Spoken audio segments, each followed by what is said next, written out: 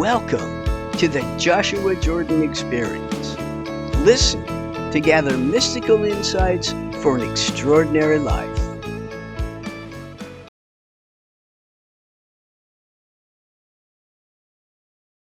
Hello, my beloved friends. Welcome once again to the Joshua Jordan Experience. It is our honor to have you here, so thank you so much for tuning in.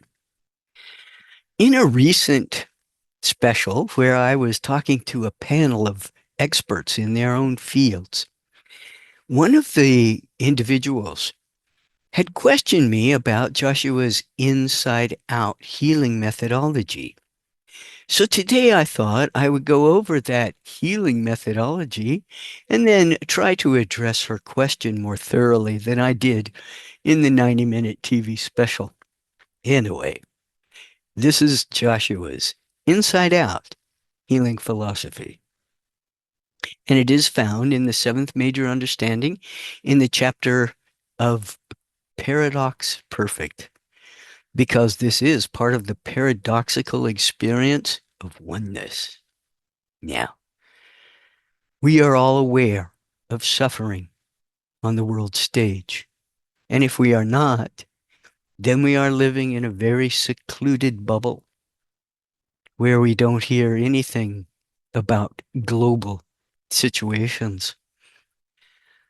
So one of the things on the global stage that had often caught my attention was starving. I would feel a deep empathy and sympathy for the fact that people were starving.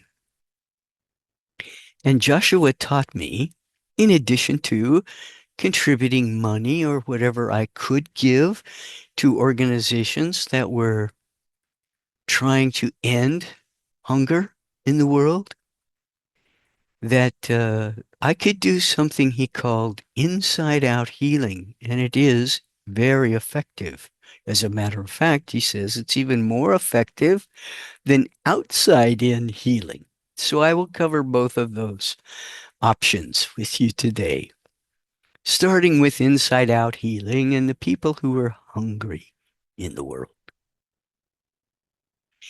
Joshua told me that in my self-searching of my shadow, to go within and find the place within me that is hungry, perhaps even starving for something.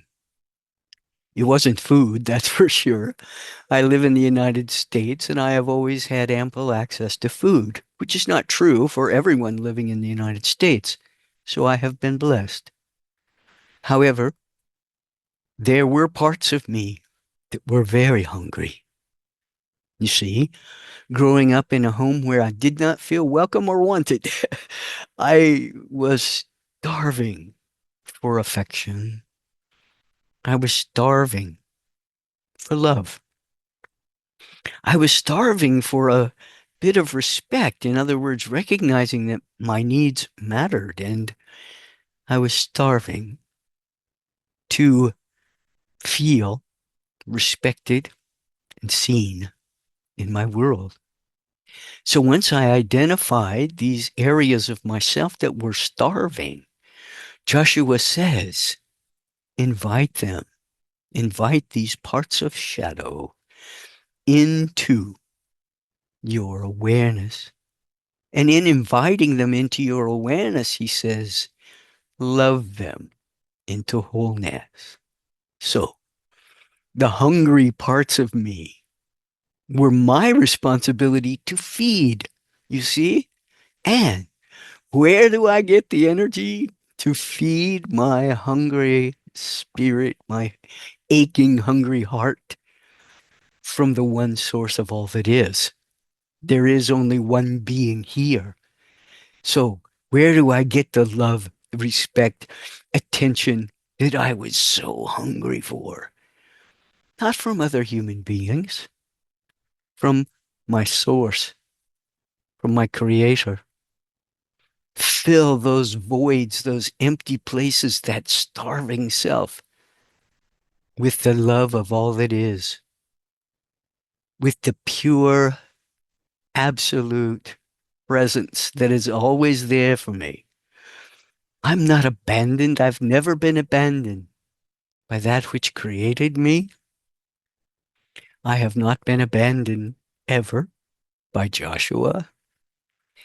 So my feelings of abandonment from my childhood created hungry parts, needy parts within myself that I shoved down into shadow because I didn't want to face that, that I am in need of internal healing. Now, Joshua tells me this inside method of healing impacts the mass consciousness, what my friend calls the quantum field.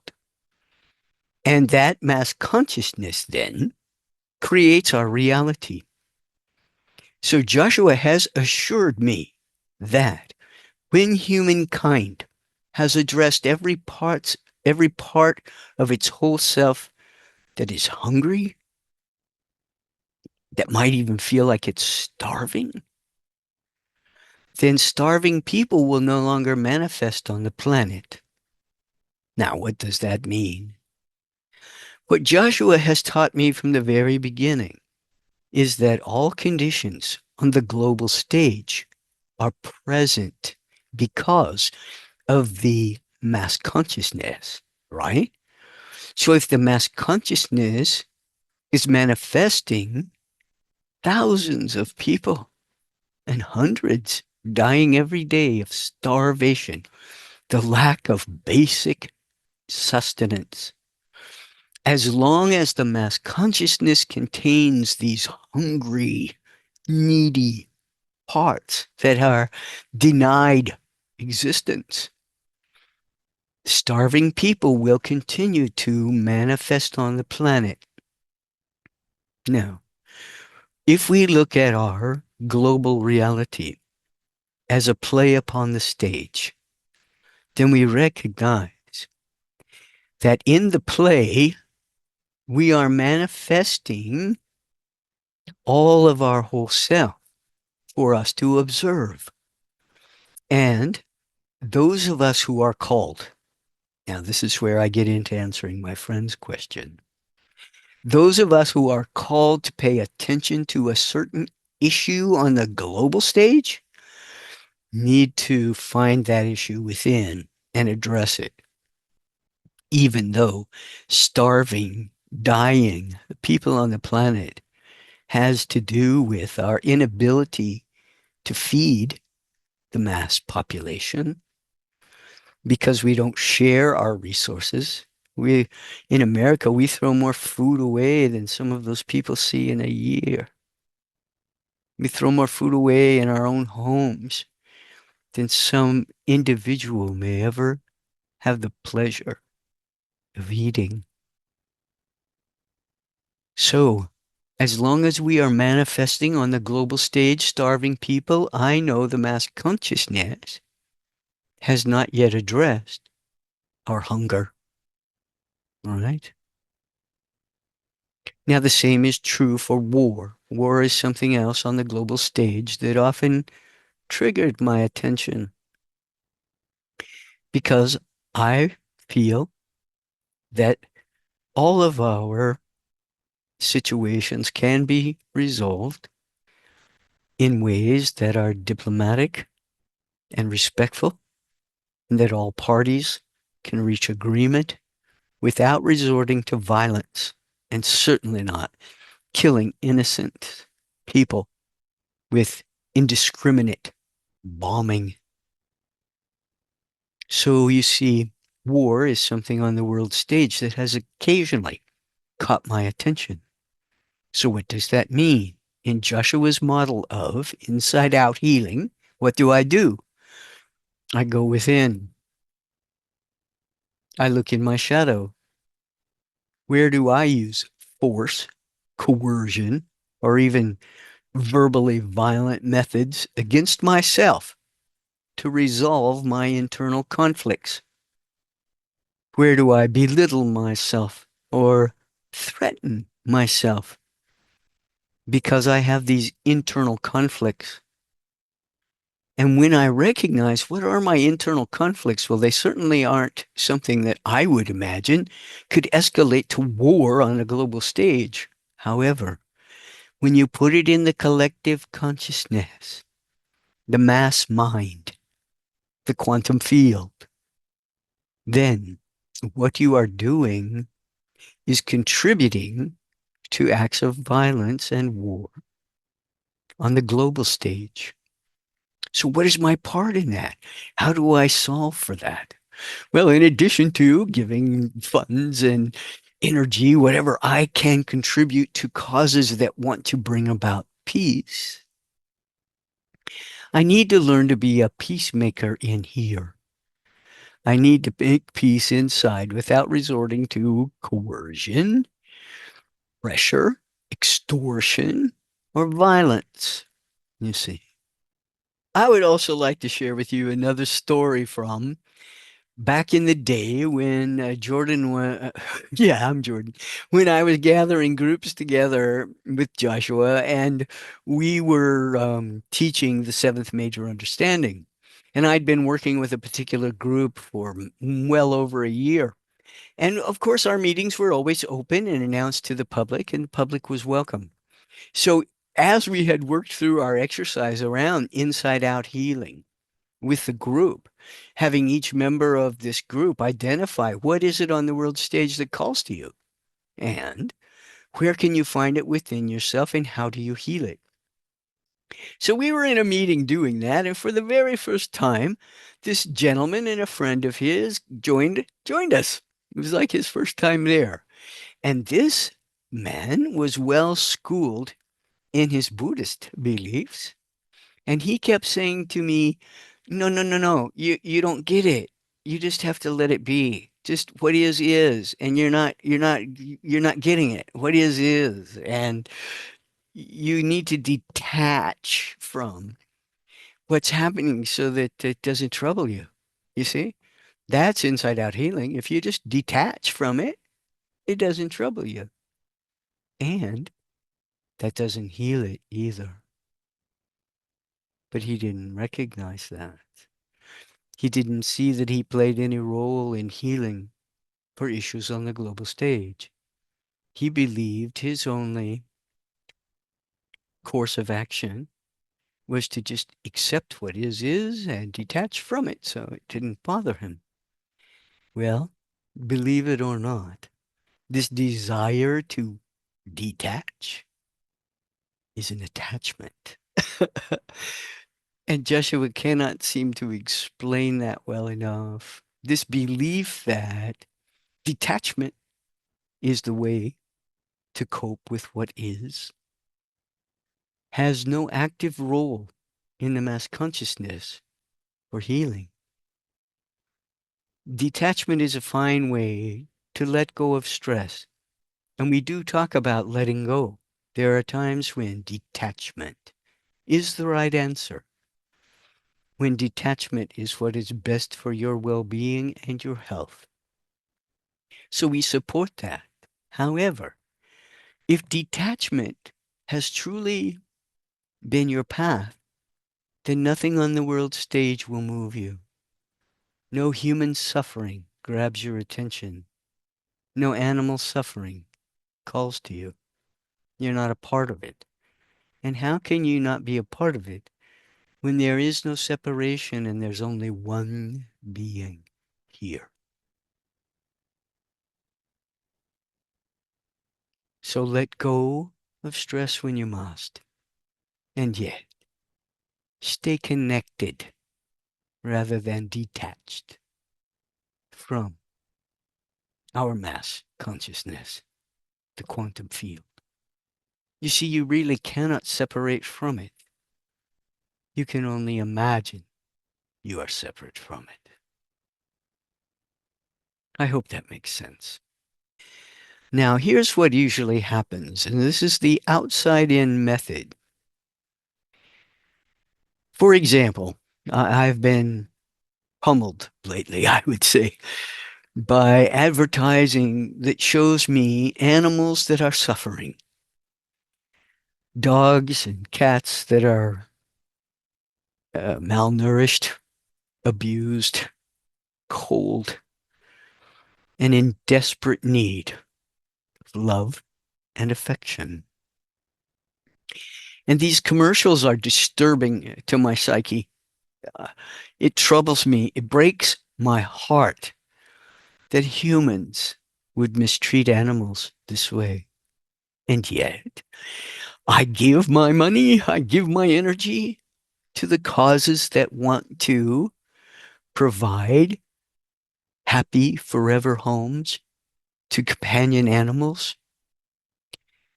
Nonetheless, they keep showing these commercials. This is outside in way of healing. What they're doing is drawing your attention on the global stage to what is going wrong. What is the problem? So they bring the problem up over and over and over, and they're feeding you images of the problem. So what happens? We dwell on the problem. And I think those of you who have followed us long enough realize you don't solve the problem by focusing on the problem. In fact, the more you focus on just the problem, the more you create the problem, the more you sustain its existence in your life or the lives of others. So I do not want to pay attention to animal cruelty in my world. I know it exists. However, I want to dwell on the fact that humankind is awakening to the importance of how we treat other species on the planet. So I want to contribute to the fact that we treat all animals with love and respect and provide for their health and well-being. And that is a part of our human role of stewardship on this planet. And until the mass consciousness gets that other species on the planet are equal to humans, not greater than, but certainly not lesser than, when we realize these other species are equal to humans and begin to treat them with the dignity, respect, and love they deserve, this issue is going to continue. Now, drawing attention to the problem means that these foundations that are trying to get your donations to fix the problem have to keep drawing your attention to the problem. So guess what? They continue to look for evidence of the problem. They keep looking for proof that the problem exists. And as long as humans are looking for the proof the problem exists, we will create it. That's why outside in healing really does not help. It's actually a hindrance. However, at this time, people trying to fix problems on the global stage don't seem to have any better model than looking for proof that the problem exists, therefore perpetuating the problem. Now, I know this may sound confusing, so I would like to just try to clarify it. When you're looking for evidence that animal abuse exists, human starvation exists, war exists, you are just perpetuating those situations. You are contributing to their existence. What you want to do, if you are called to heal an issue on the global stage, what you want to do is find out internally, what can I do within my whole self to address this issue? So I talked about finding where I'm hungry inside. Yes, it's not about food. And finding where I'm at war with myself, internal conflict. It's certainly not about shooting anyone or dropping bombs. However, when these internal situations are projected outward into the mass consciousness, the quantum field, they will continue to manifest on the planet to erase these conditions from the planet, we, individually and collectively, need to find solutions within. Drawing attention to the problem over and over and over and over and over and over again will not solve it. Asking for money over and over and over and over and over again for this issue, let it be animal abuse, will not solve it. As much as the intentions are good, the methodology is detrimental. You are perpetuating the problems you wish to solve by drawing attention to the problems over and over and over. You see? Healing, all healing, is self-healing. All healing on the global stage must be self-healing within the collective consciousness, the quantum field. During that 90-minute special where I was talking to brilliant leaders in their own fields, one woman said to me, "Do we have to find the problem and solve the problem? Or can we just focus on putting out generosity, love, healing, all the energies we want to perpetuate within the whole self? Can we erase those problems that way?" Yes, you can. So, what I didn't say to her, and I wish I had said more clearly during that presentation, was those of us who are called, in other words, if there's something happening on the global stage, I'm not talking about next door or in your own house. I am talking about something you see out there in the world that calls to you, that pulls your attention, that makes you want to take action. That is your action to take. And that is when doing inside out healing is much more effective than outside in approach. So apparently, if nothing on the world stage hooks her attention or calls to her to pay attention to internally, then there is no need for her to do that internal healing. It is already done. She's completed with that. Because if she had not finished it, something on the world stage would still be hooking her attention. I hope that makes sense. You know, we're not all called to work on the same issues here. We're not all here on the same mission. So Joshua wants to remind you, if you are like me, and there are things on the global stage that get your attention, that call to you for healing, do that inside out method. And if you struggle with it, get a hold of me. Let me know. Say, hey, there's this thing happening out there in my world that has me troubled. And when I go within looking for where it exists, I can't find it. It doesn't exist. Or I just have it so well hidden in my shadow, I can't find it. Get a hold of me. Let's talk. We can work our way through it together. And it could very well be that it is well disguised or absolutely so buried in the subconscious that you just do not see it yet. Yet. Now, shadow work is something that gets better with practice, like some other things I've talked about. Meditation gets better with practice, and stillness, just achieving internal stillness, gets better with practice. Using your breath to calm your body. It gets better with practice. So practice is something that I engage in daily for this, that, and the other thing. That's why they call it meditation practice. It's never meditation perfection. I haven't perfected meditating, so I practice. I practice.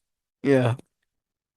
So practicing looking in your shadow and finding parts of the whole self that you have denied existence is an exercise that is worthy of your effort. For you will find that when you start to own shadow and embrace the parts of your whole self that you have been embarrassed about, ashamed of, wanting to hide from, run away from, when you start to actually own it and embrace it, you begin to live more of your whole self. And oneness, wisdom, is all about you being whole and complete. Thank you for listening to me. I'm going to settle in here and let Joshua come through to the best of my ability.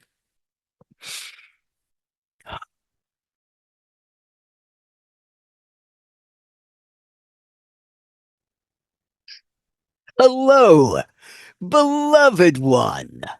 It is my joy to speak to you in this moment. I am honored by your attention. And I want to remind you that there is absolutely nothing happening in the world around you, in the world that you see when you look out there. Nothing is happening out there that is not happening in here. So if you have separated yourself from events on the global stage because you think it has nothing to do with you, you have misunderstood your place in the one. You have misunderstood your power in the whole. I am asking you now to draw upon your power of creation to resolve problems you see outside of yourself by going internal. For inside you will find nothing happens out there that is not happening in here. That is the truth of how you create your reality and how you present your power to create in oneness, in wholeness. Now, as a individual, you can solve problems in your nation and on your globe by using the inside out process. That is how powerful you are. I hope I have stated that clearly enough. And I would be honored if you would contact me through Jordan to help you find issues you may have hidden in shadow so deeply you cannot find them. If there is something on the global stage calling to you, then I ask you to find it within yourself and heal it.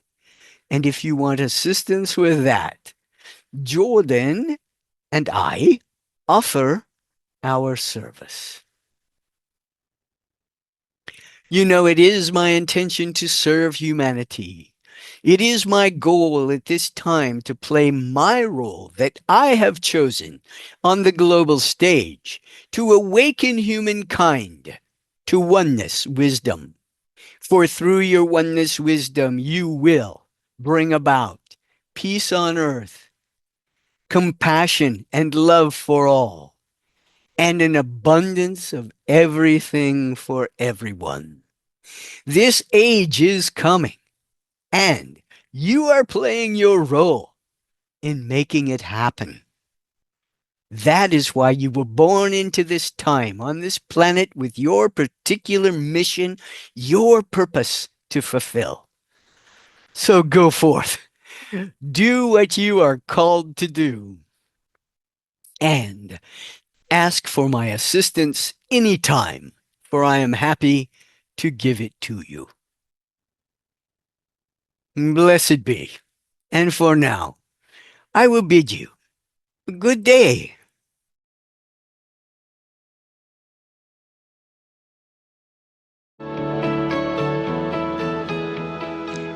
Thank you for listening. We hope you heard something to ponder and gained inspiration for your journey. Please join us again next time. Joshua says, let the light grow, let love show, and let your life be fun.